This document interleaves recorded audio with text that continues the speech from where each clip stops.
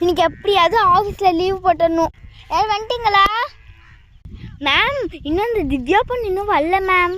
திவ்யா பொண்ணு? ஓ அவளா?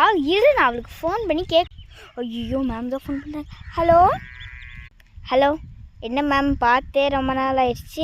அதை நான் கேட்கணும். ஆஃபீஸ்க்கு 1.5 மாதமாக லீவ் போட்டு என்ன இப்போ பார்த்து ரொம்ப நாள் ஆயிடுச்சுன்னு சொல்கிறியா? இப்போ உடனே ஆஃபீஸ்க்கு வந்து ஆகக்கூட. நான் உன் டிசியை கிழிச்சு கையில் கொடுத்துருவேன் பார்.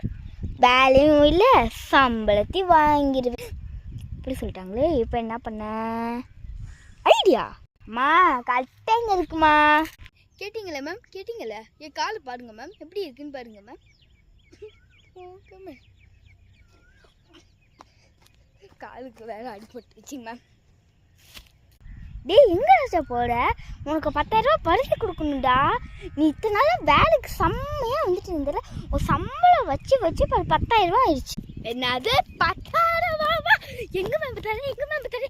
எனக்கு 10,000 ரூபா பரிசு, 10,000 ரூபா பரிசு. எனக்கு டக்கர். இனிமேல் வேலைக்கு லீவு போடலாம். டிங்கு டிக்கெட்.